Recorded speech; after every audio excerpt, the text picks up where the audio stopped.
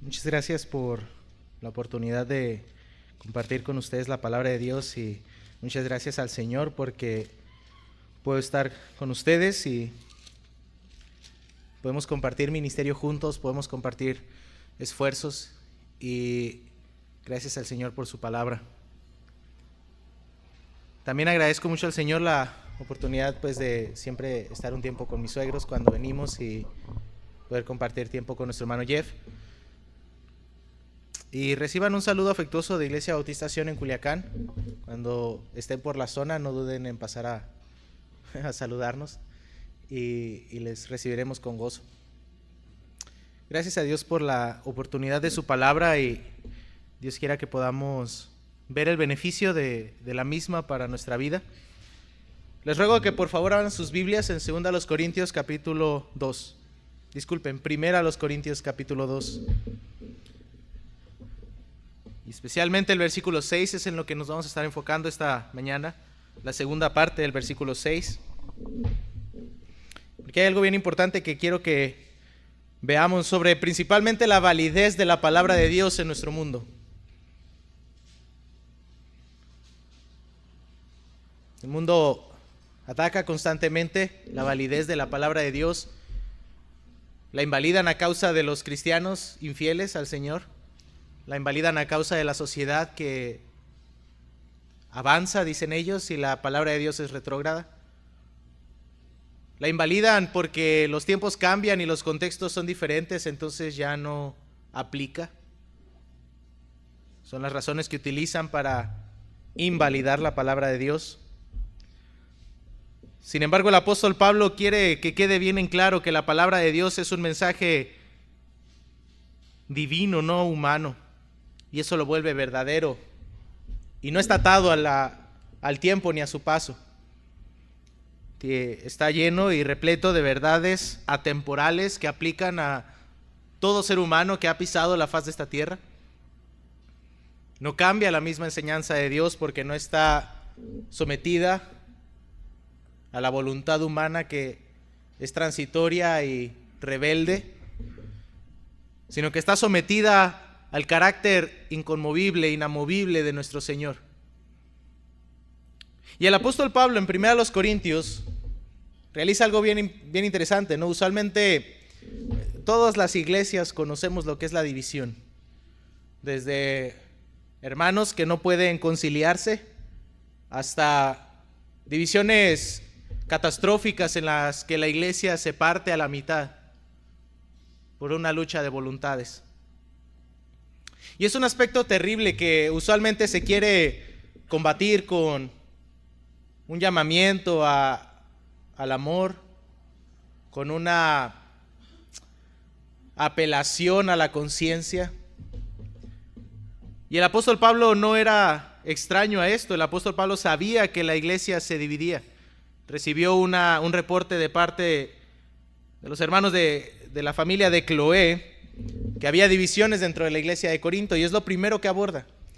Habla de ciertas cosas bien importantes, el hecho de que Dios les capacita y les da todas las herramientas para poder obedecerle, y que bajo ninguna circunstancia pueden decir con justicia que están debilitados o incapacitados para obedecer a Dios, sino que Dios ha provisto todo lo necesario para que ellos vivan la vida cristiana. Lo dice desde el versículo 4 en delante del capítulo 1, dice: en todo ustedes fueron enriquecidos en él, en toda palabra y en todo conocimiento. Y son verdaderamente tres cosas en las que fuimos fortalecidos. En él, es decir, Cristo se entregó completamente por nosotros, no se reservó nada. En toda palabra, y eso habla de la palabra de Dios, y en todo conocimiento, eso quiere decir una cosmovisión de la palabra de Dios aplicada.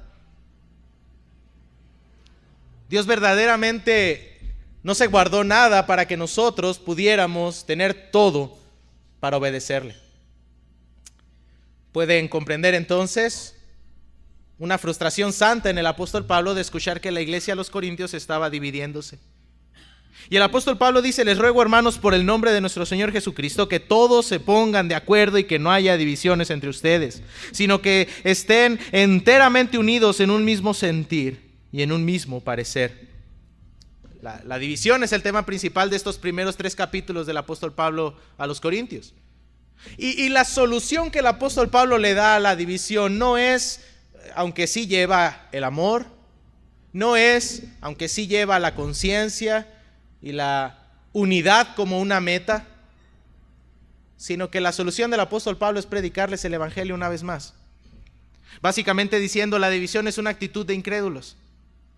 Necesitan recordarse las verdades estructurales, las verdades esenciales del evangelio para que dejen de actuar con orgullo.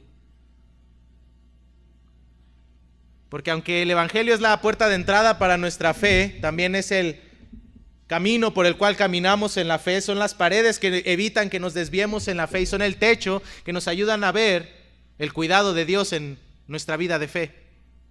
El evangelio es toda nuestra vida de cristianos, no solo una parte.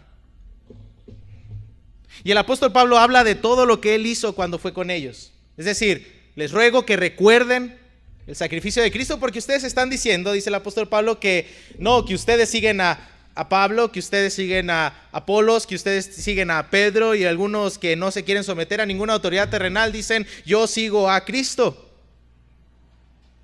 para no obedecer a los humanos, negando que Dios haya puesto líderes sobre la iglesia. Y el apóstol Pablo dice, todos ustedes son insensatos. ¿Acaso está dividido Cristo? ¿Acaso fue Pablo crucificado por ustedes o fueron bautizados en el nombre de Pablo? Inclusive el apóstol Pablo dice, yo intenté ser lo más cuidadoso, tanto que ni siquiera los bauticé a ustedes. Dejé que de eso se encargaran los ancianos de la iglesia. El apóstol Pablo, como apóstol, había sido llamado a poner el fundamento de la iglesia, no a edificar el cuerpo de Cristo. Ese era el trabajo de los ancianos. Y el fundamento fue puesto en una base clara de qué es el evangelio de Cristo. Y las actividades eclesiásticas puestas en las manos de los ancianos para edificarla. Por eso dice, pues Cristo no me envió a bautizar, sino a predicar el evangelio, no con palabras elocuentes, para que no se haga vana la cruz de Cristo. Era un trabajo en el que el apóstol Pablo estaba evitando hacer algo que pudiera ser de tropiezo en adelante. No era reactivo, era preventivo. Y el apóstol Pablo les dice, lo hice para que no se haga vana la cruz de Cristo, para no quitarle el poder a la cruz de Cristo, para que el mensaje del evangelio no fuera estorbado. Y la razón es que hay dos audiencias a la palabra de Dios. Eso lo ven en el versículo 18. Hay dos audiencias a la palabra de Dios, los que no la creen, es decir, los necios, los que se pierden, la ven como necedad. Pero para nosotros, los que hemos sido salvos por Cristo, es poder de Dios. Poder de Dios para salvación y poder de Dios para santificación. Porque esa es la doble línea de pensamiento que lleva el apóstol Pablo, para incrédulos que sean salvos y para creyentes que sean santificados. La palabra de Dios trabaja en ambos corazones. Y el apóstol Pablo quiere dejar en claro que la sabiduría humana, esta que los corintios estaban empezando a buscar en el mundo secular, no simplemente era ineficaz, sino que era despreciable delante de los ojos de Dios. No era, mira, es que no sirve, sino que la detesto, decía Dios. Observen cómo dice, porque está escrito, destruiré la sabiduría de los sabios y el entendimiento de los inteligentes desecharé. Y hace un reto hasta sarcástico, diciendo, ¿dónde está el sabio? ¿Dónde está el escriba? ¿Dónde sabe el que sabe discutir? ¿O dónde está el que sabe discutir en este siglo? ¿No ha hecho Dios que la sabiduría de este mundo sea necedad? Lo que el mundo considera sabiduría es verdadera necedad.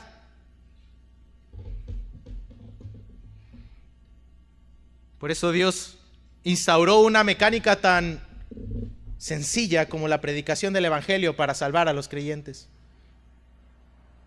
Los gentiles, los griegos, buscaban sabiduría, llegar al conocimiento y la iluminación a través de la sabiduría y lograr así la vida eterna, librándose de las ataduras humanas y terrenales, carnales. Pero eso no lo consigue. Los judíos, dice, buscan señales. Dios les dio señales, Cristo les dio señales y ellos decidieron crucificarle de todas maneras. ¿Qué señal nos das? Dice. Cristo es toda la señal que necesitan. Buscan milagros, buscan más allá de la palabra escrita.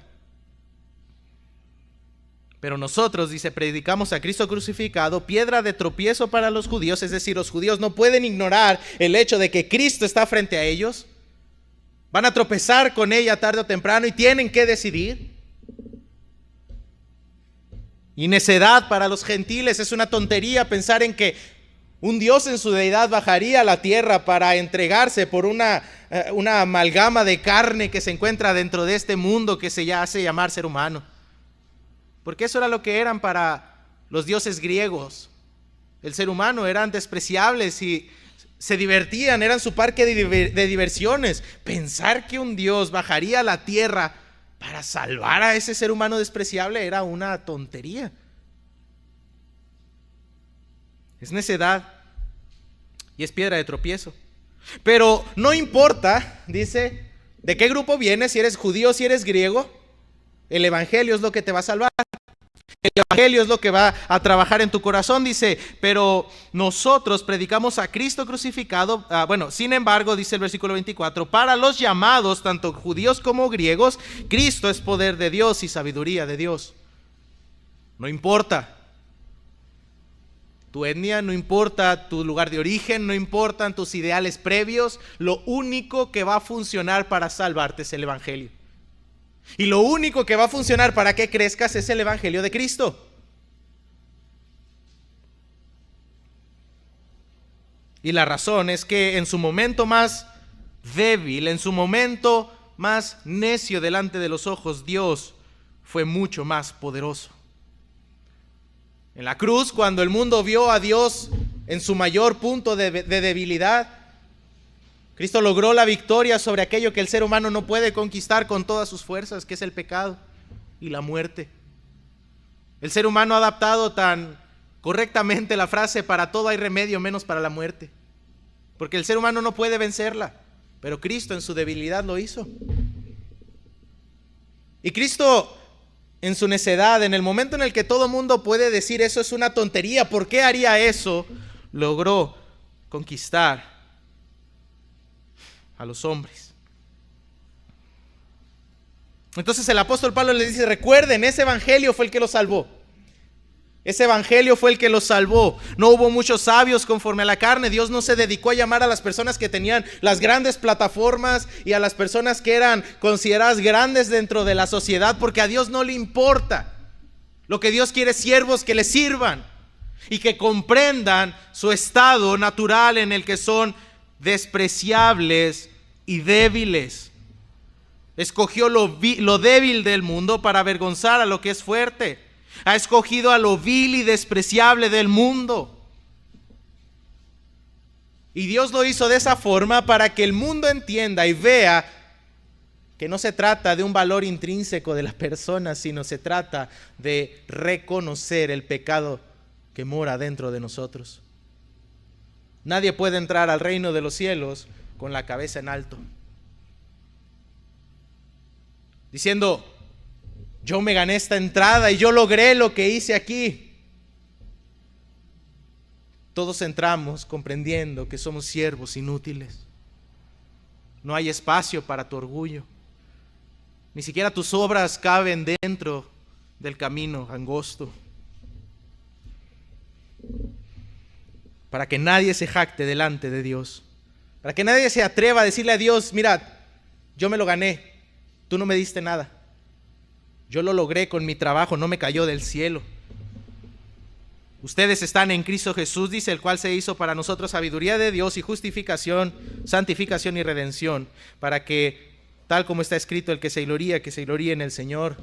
Estamos hechos para gloriarnos, pero no en nosotros mismos. Fuimos creados para gloria, pero no nuestra propia gloria.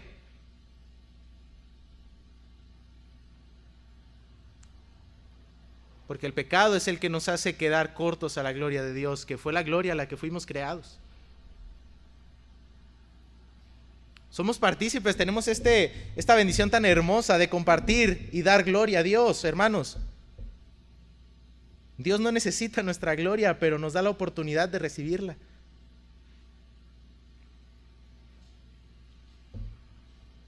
Y el apóstol Pablo ahora dice, miren, este evangelio y esta forma de vivir en relación al evangelio que va a ayudar a que ustedes dejen de dividirse, pueden verla ejemplificada en la forma en la que yo llegué a estar dentro de ustedes. Dice, por eso cuando fui a ustedes, hermanos, proclamándoles el testimonio de Dios, no fui con superioridad de palabra o de sabiduría, porque nada me propuse saber entre ustedes excepto a Cristo y a este crucificado. Y el apóstol Pablo habla, dice, lo que yo hice en todos los lugares a donde fui fue ir a predicar el evangelio.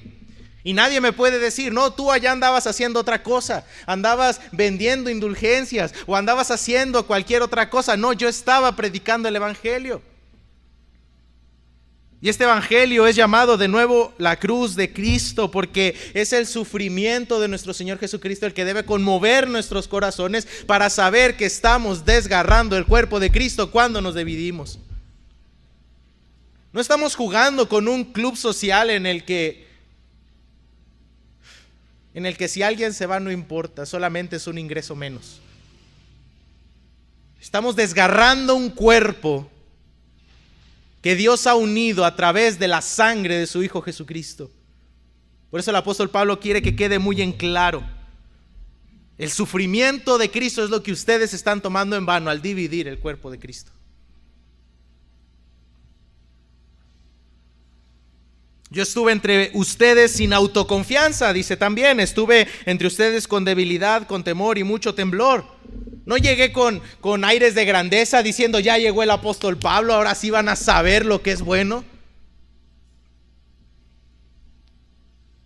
Sin nada de confianza en mí, dice el apóstol Pablo, con toda la confianza en el evangelio de Cristo. Momento en el que Pablo empezara a confiar en sí mismo, iba a empezar a intentar ser novedoso, llamativo, le iba a importar lo que las personas pensaran de él, le iba a importar si había frutos, si le iba a desanimar. Y hermanos, contextualmente el apóstol Pablo había llegado destrozado a Corinto.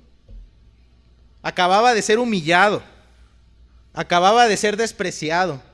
Los atenienses lo tuvieron como alguien que solamente estaba balbuceando en la calle.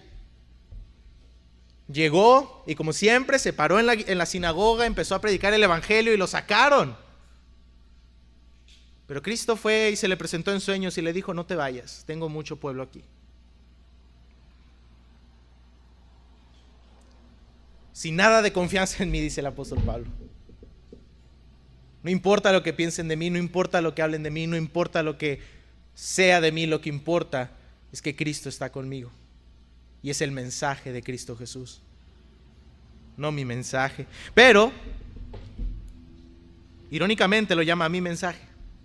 Y mi mensaje y mi predicación no fueron con palabras persuasivas de sabiduría. Y no está hablando de que era el mensaje de su autoría, sino que era algo tan cercano a su corazón que no podía separarlo de su identidad. Es mi mensaje, es quien yo soy, es mi estilo de vida. Y no me dediqué a usar palabras bonitas para convencerlos. Porque si yo lo hubiera hecho, dice, se hace van a la cruz de Cristo. Está repitiendo lo mismo, termina diciendo, sino con demostración del Espíritu y de poder, para que la fe de ustedes no descanse en la sabiduría de los hombres, sino en el poder de Dios. Si yo hablo sabiduría humana, ustedes van a confiar en lo que yo les diga y no en Cristo. Los va a convencer mi retórica y no Cristo Jesús. No quiero hacer eso. Y ahora sí, sin embargo, hablamos sabiduría entre los que han alcanzado madurez, pero una sabiduría no de este siglo ni de los gobernadores de este siglo que van desapareciendo, sino que hablamos sabiduría de Dios en misterio, la sabiduría oculta desde antes de los siglos. La sabiduría oculta que desde antes de los siglos Dios predestinó para nuestra gloria. Aunque no me dedico a hablar sabiduría humana, lo que hablo sí es sabiduría, dice el apóstol Pablo. No estoy hablando tonterías, no estoy hablando al aire, no estoy hablando sin saber lo que estoy diciendo. Lo que yo estoy haciendo es predicando la palabra de Dios a todos aquellos, dice, que han alcanzado madurez. Y esto no se refiere a que sea un nivel de cristiano superior que puede recibir la palabra de Dios, sino que se refiere a corazones listos. Corazones listos para ser cegados y ser recogidos en fruto para salvación, o cristianos listos, corazones listos para obedecer a Dios y dejar de dividirse. Hablamos sabiduría a aquellos que han alcanzado la madurez. Es verlo como un fruto que están listos para ser recogidos. Y aquí es donde nos vamos a detener. Pero una sabiduría no de este siglo ni de los gobernadores de este siglo que van desapareciendo.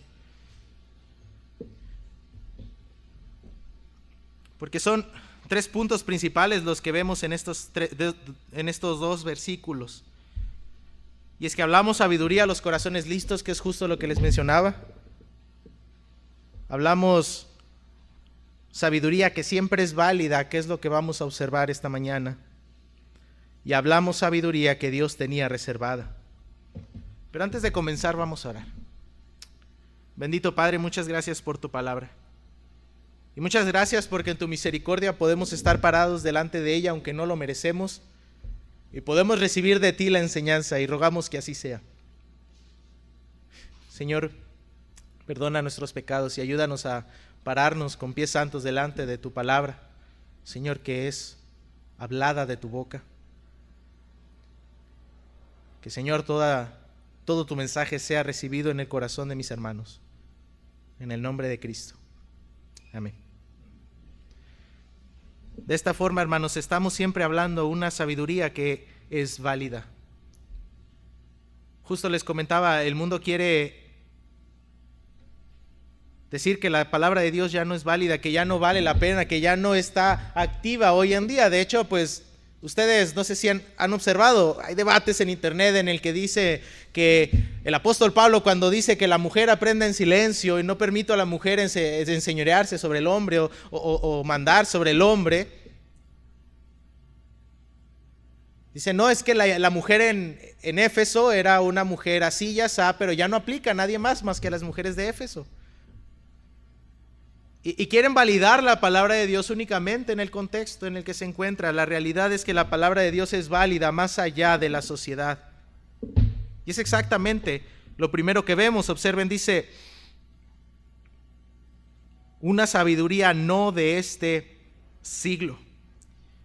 Es decir, no perteneciente a esta era, no surgió por las mentes de esta era. Recuerden, el apóstol Pablo estaba en medio de una sociedad que se dedicaba a pensar. Era el punto principal. Las personas más famosas eran aquellas que pensaban más y lograban más ideas a través de sus pensamientos. El apóstol Pablo dice, esas mentes dedicadas a pensar en el mundo no fueron las que trajeron este mensaje que nosotros presentamos. No surgió por las mentes de la era, ni surgió específicamente para esa era, sino que fue formada en la mente de Dios en la eternidad y fue mostrada a través de Cristo para beneficio de todos los creyentes, de todos los tiempos, para la gloria de Dios desde siempre. La sabiduría que nosotros hablamos como creyentes está enraizada en la eternidad. Por eso la hablamos con toda la confianza. Porque no fue formulada por una mente como la tuya y como la mía, sino con una mente que creó todo lo que vemos. Así como las plantas tienen que ser regadas desde siempre, no importa cuándo escuches esto. Las verdades de Dios no cambian con el paso del tiempo. De esta forma, los corintios debían aprender a no ver el evangelio como algo adherido a la cultura, en lo que la cultura debía encontrar su forma de funcionar mano a mano con el evangelio, sino que la sociedad nunca dictaminaría las verdades del evangelio en la palabra de Dios.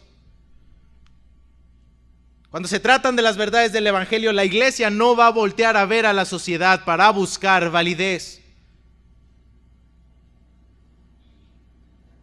Hay cosas que cambian en la sociedad, hay cosas que no cambian en la sociedad. Hay prácticas nuevas y aceptadas, hay prácticas viejas y condenadas, pero la palabra de Dios en el Evangelio de Cristo nunca va a estar sometida a la cultura en la que se predique, ni a la sociedad en la que se desenvuelva. El Evangelio siempre va a ser el mismo. El apóstol Pablo también lo comentó en Romanos 1:16, dice, no me avergüenzo del Evangelio. Y este avergüenzo no se refiere a qué vergüenza hablar, sino no me avergüenzo de tal forma que quito contenido del evangelio, o le agrego algo al evangelio, o disculpo el evangelio, cualquier cosa que sea cambiar el mensaje del evangelio. Cuando el apóstol Pablo decía no me avergüenzo del evangelio, no estaba hablando de su carácter, estaba hablando de su compromiso. Así como lo dijo ahorita, fui a predicar el mensaje de Cristo y este crucificado, pero estuve con debilidad, con temor y con mucho temblor. El apóstol Pablo tenía miedo. Por algo rogaba, por valentía. Hermanos, no sé ustedes, pero si a mí me hubieran apedreado y me hubieran tirado a la calle como si estuviera muerto, yo también tendría miedo. Si me da miedo que me digan que no, ¿cuánto más, verdad? Después de todo lo que vivió el apóstol Pablo, tenía miedo, eso no está en duda, hermanos. No era un superhombre.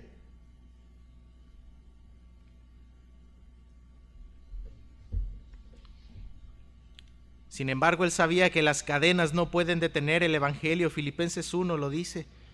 Yo estoy preso, dice el apóstol Pablo, pero la palabra de Dios no está presa. La palabra de Dios está haciendo su obra fuera de las cadenas de mi prisión. El ser humano es como la hierba, dice, y su poder es como la flor.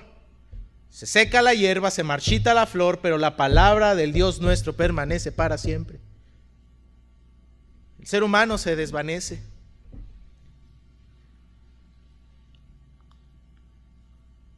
Hermanos, la palabra de Dios no está sometida a los hombres. El evangelio no está sometido a los hombres. Dios quiera que no sea así, pero si el pastor MacArthur muere mañana, la palabra de Dios sigue trabajando con poder. Somos vasos de barro. Somos recipientes desechables. Dios nos valora y nos ama y desea que nosotros comprendamos ese amor. Sin embargo, no somos indispensables para la obra del evangelio. Somos herramientas útiles para Dios. El apóstol Pablo lo dice en la segunda carta a los Corintios: tenemos este tesoro en vasos de barro. Los vasos de barro somos nosotros y el tesoro es el evangelio. Fáciles de reemplazar. Sí, a lo mejor ahorita sí, porque son como culturalmente bonitos, ¿no? Pero en ese entonces, si un vaso de barro se rompía, nadie lloraba, solamente lo recogían, lo tiraban y ponían uno nuevo. Y esa es la idea que el apóstol Pablo quiere dar. No está sometida a la sociedad ni a las personas. No son de este siglo las verdades de Dios. Sabiduría que no es de este siglo. La mente humana no puede dominar, no puede replicar la verdad de Dios, sino que es infinitamente inferior, y la verdad de Dios es infinitamente superior y trascendente. Ningún mensaje a través de tantos años en toda la historia de la humanidad ha llegado a tantas personas y transformado tantas vidas. Y no porque haya mucha gente buena predicándolo, sino porque es poderoso.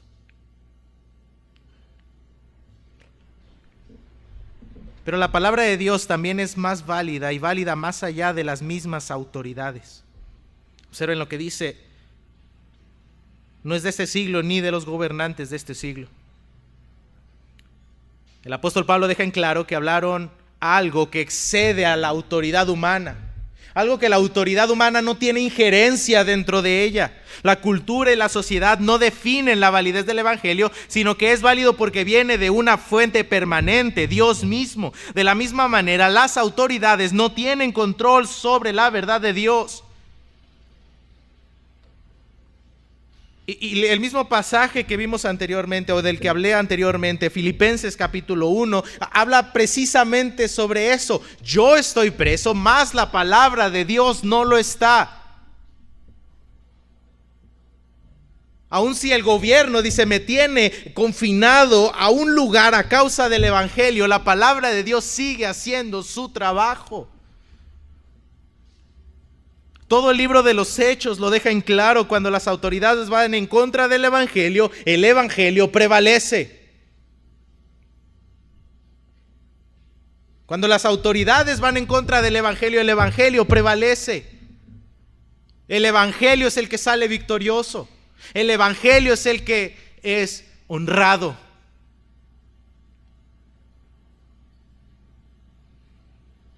En el capítulo 4, versículos 19 y 20 de Hechos, Pedro y Juan presentan su obediencia y lealtad inmutable a Dios, diciendo: consideren ustedes qué vale la pena, obedecer a los hombres o a Dios.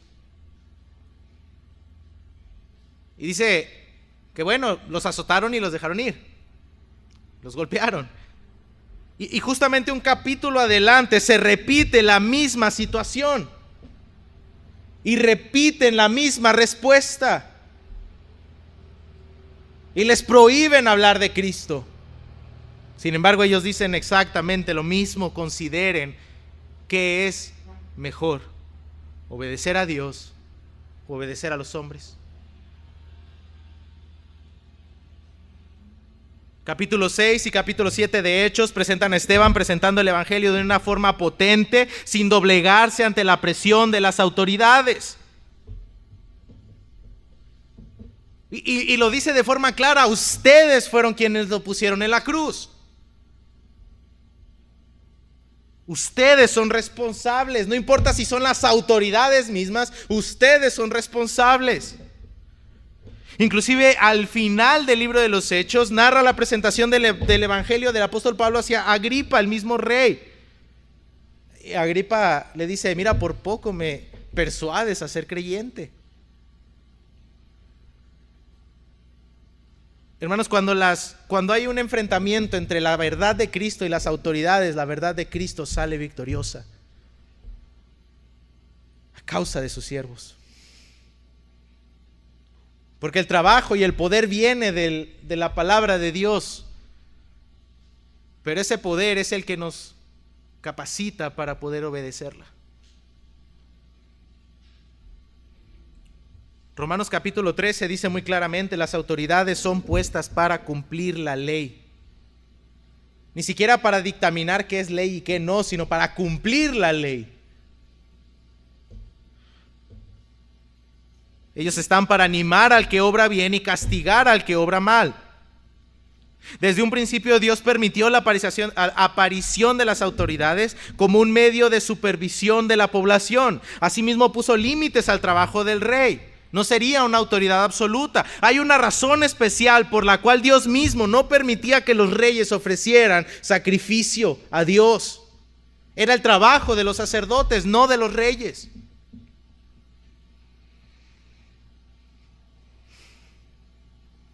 Y la razón es porque las autoridades humanas no tienen dominio sobre lo que Dios ha mandado. Es Dios quien pone las autoridades, no son las autoridades quien ponen a Dios. Es Dios quien hace que las autoridades se sometan a Él y le rindan cuentas, no al revés. Pablo deja en claro que obedecemos a la nación y honramos al rey, pero cuando las autoridades quieren superponerse a la palabra de Dios, la palabra de Dios debe ser obedecida.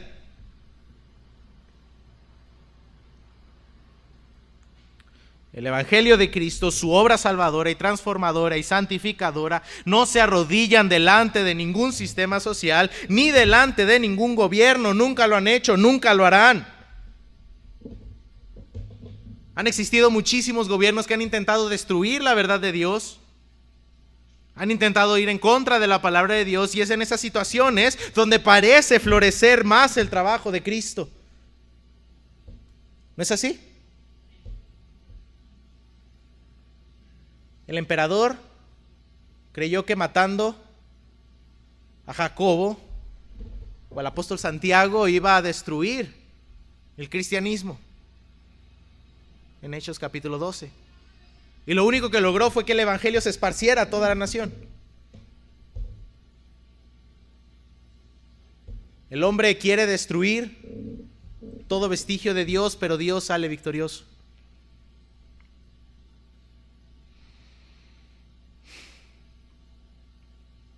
Los gobiernos no determinan la validez del mensaje del Evangelio, sino que el mensaje del Evangelio es autosuficiente y pleno, sin necesidad de que alguien externo diga que es verdad.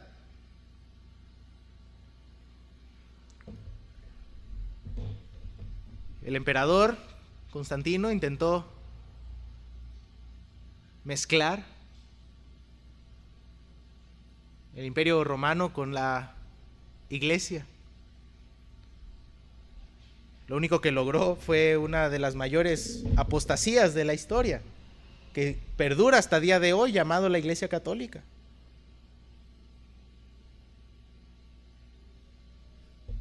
No se somete a las autoridades, porque es una distorsión del mismo plan de Dios. A Dios lo que es de Dios y a César lo que es de César. Precisamente el pasaje de Isaías 40 dice que el ser humano y todo el poder al cual puede aspirar son como la hierba y como la flor de campo. Pero a diferencia de ese poder, la palabra de Dios permanece para siempre. Daniel capítulo 2, versículo 21 dice que Dios es quien quita reyes y Dios es quien pone reyes. Nosotros escogimos al presidente actual, pero es Dios quien lo puso ahí. Y a Dios dará cuentas. No son los reyes los que quitan y ponen el evangelio. En la historia ya lo hemos visto muchas veces, reyes intentando detener o intentando hacer el uso sincrético del evangelio. En últimas, el evangelio es libre y poderoso para actuar sin importar las trabas que el ser humano quiera ponerle. Son verdades no de este siglo, ni de los gobernantes de este siglo. No le pertenecen a ellos, ni son de ellos. Y también es válida más allá del tiempo. Observen, dice, no es de este siglo, ni de los gobernantes de este siglo, que van desapareciendo. Y ahora, aquí es justamente donde usted observa por qué hablamos de la palabra validez, si aquí no aparece la palabra validez. Dice, hablamos de sabiduría entre los que han alcanzado madurez, pero una sabiduría no de este siglo, ni de los gobernantes de este siglo, que van desapareciendo. ¿Por qué hablamos entonces de validez? Porque la validez del evangelio no se desvanece con el paso del tiempo. La palabra que van desapareciendo es bien interesante porque es un participio pasivo, es decir, es característico de las sociedades y gobiernos que pierdan validez, que vayan quedando en el olvido. Es algo que todas las sociedades, es algo que todos los gobiernos, es algo que todos los tiempos van a ir viendo, que van perdiendo validez y se van quedando en el olvido. Porque hablamos de las maravillas que hizo Alejandro Magno, sin embargo Alejandro Magno está muerto y su imperio está muerto.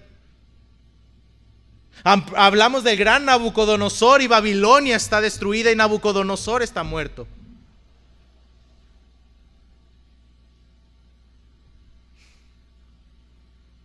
Hablamos de los grandes imperios y los grandes gobernantes, pero van pasando y van desapareciendo y pierden su validez. Y no importa lo que ellos creyeron hace miles de años, porque ya no están.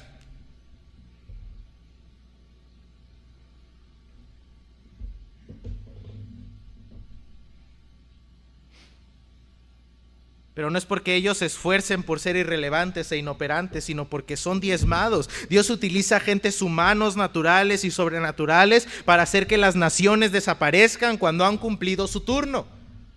¿Recuerdan el imperio de Babilonia? En un día fue destruido. El gran imperio de Babilonia, que fue lo más grande que se puede llegar a ser en la concepción humana, de la noche a la mañana ya no existía, al ser destruido por los persas. Simplemente movieron el cauce del río, se metieron por debajo de la muralla y mataron a Belsasar y todo su ejército. Y se acabó. Y ya no hay más.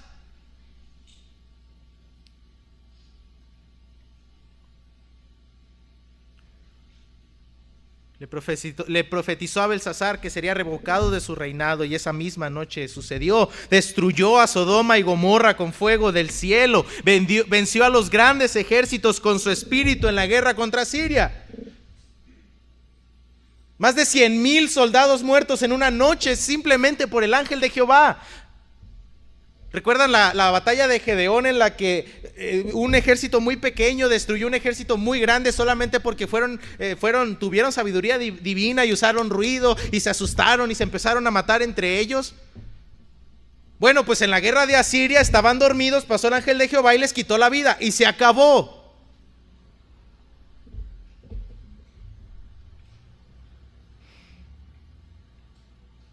Es Dios quien determina el avance, el declive y los límites de un imperio. Es Dios quien decide cuando un imperio pierde validez. Esta palabra desaparece es precisamente eso, pierde validez. Utilizó esa frase en el capítulo 1, versículo 28, cuando dice: también Dios ha escogido a lo vil y despreciado del mundo, lo que no es, para anular lo que es. La sabiduría humana será descartada al hacer que lo que no es deshaga lo que es, anule lo que es. Las sociedades y los reinos son desechados, pero la sabiduría divina, el evangelio de Cristo, en contraste claro que está realizando desde el principio del versículo, es eterno, poderoso y digno de ser la conversación universal por excelencia. Porque el apóstol Pablo dice: hablamos sabiduría de Dios. No está diciendo, aquí no está hablando de la predicación pública. Ya habló de la predicación pública anteriormente, pero aquí es la palabra laleo, que es una conversación cara a cara.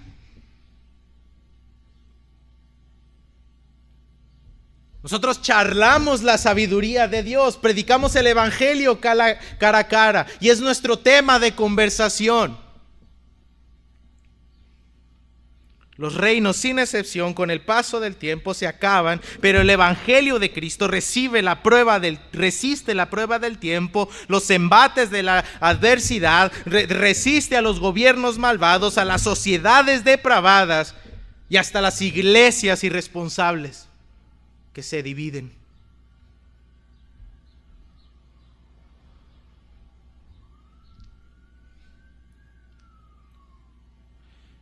El evangelio siempre sale victorioso y para vencer en el corazón de aquellos que están preparados por el Espíritu Santo para dar fruto en abundancia. Y el punto es este, hermanos: lo que el evangelio dice sobre la sociedad es más importante que lo que la sociedad dice del evangelio. Lo que el evangelio dice sobre el gobierno es más importante que lo que el gobierno diga sobre el evangelio. La sociedad no es quien determina lo que el evangelio dice. El gobierno no determina, ni puede validar, ni puede detener el trabajo del evangelio. Y más importante aún, el paso del tiempo no puede detener el evangelio. Quiero ir concluyendo este mensaje esta mañana con las palabras del rey en Daniel capítulo 6.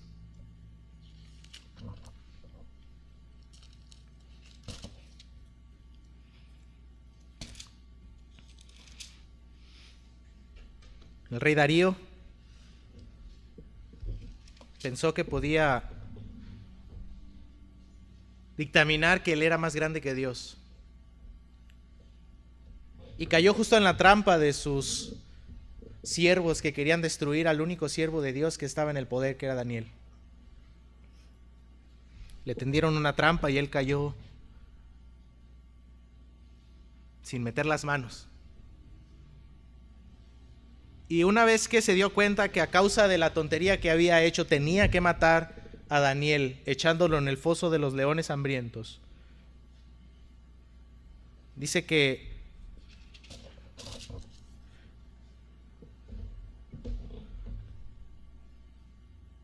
dice el versículo 16, bueno, desde antes dice el versículo 14: al oír estas palabras, el rey se afligió mucho y se propuso liberar a Daniel. Y hasta la puesta del sol estuvo buscando la manera de liberarlo. El hombre más poderoso del mundo en ese momento, a quien todos se hincaban delante de él, buscó la manera de librar a Daniel de las consecuencias de los actos del rey, y no encontró cómo. Entonces el rey estuvo Algo que yo estoy casi seguro que nunca había estado. Con insomnio a causa de la desesperación de no poder hacer algo. Dice que literalmente estuvo dando vueltas en su cama. Entonces se levantó al amanecer, al rayar el alba, y fue a toda prisa al foso de los leones. Y acercándose al foso, gritó a Daniel con voz angustiada. El rey habló a Daniel y le dijo, y esto es bien interesante, o sea, está con la voz desesperada, sin esperanza. Él le dijo, mira, que el Dios que tanto sirves te salve, pero no estaba verdaderamente confiando en que Dios lo iba a salvar, porque va sin esperanza buscando. Daniel dice, siervo del Dios viviente, tu Dios a quien sirves con perseverancia, ¿te ha podido librar de los leones? Entonces Daniel le respondió al rey, oh rey, viva para siempre. Mi Dios envió su ángel que cerró la boca de los leones y no me ha hecho daño alguno, porque fui hallado inocente ante él, y tampoco ante usted, oh rey, he cometido crimen alguno. Entonces el rey se alegró, sacó a Daniel y echó a los que le pusieron la trampa para que se los comieran los leones. Entonces el rey Darío escribió a todos los pueblos y naciones y lenguas que habitaban en toda la tierra, y dice lo siguiente: que abunde su paz. De parte mía se proclama un decreto de que todos en el dominio de mi reino, todos teman y tiemblen delante de Dios, del Dios de Daniel. Y aquí es donde vemos que la verdad de Dios, el poder de Dios, el reino de Dios no está delimitado por el tiempo, no está delimitado por los hombres, no está delimitado por la sociedad. Porque Él es el Dios viviente que permanece para siempre, y su reino no será destruido, y su dominio durará para siempre. Él es el que libra y rescata y hace señales y maravillas en el cielo y en la tierra, el que ha librado a Daniel del poder de los leones. Y termina con esto: y este mismo Daniel prosperó durante el reinado de Darío, durante el reinado de Ciro el persa. El rey con todo su poder no pudo hacer lo que quería. Pero el dominio de Dios, la verdad de Dios, no se somete a las autoridades. No se somete al tiempo y no se somete a la sociedad. Mis hermanos, ese es el poder que tenemos detrás cuando predicamos el Evangelio. Es el poder que nos capacita para obedecer a Dios. Es la verdad que sale de nuestra boca cuando hablamos del Evangelio. No es una verdad temerosa que está buscando agradar a los hombres, es una verdad poderosa que está intentando salvar al hombre de su condición de muerte.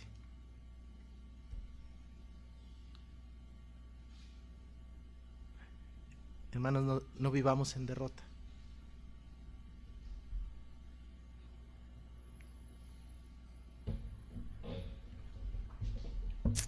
Vamos a orar. Bendito Señor, gracias por tu palabra y gracias porque sabemos que esta misma siempre es válida.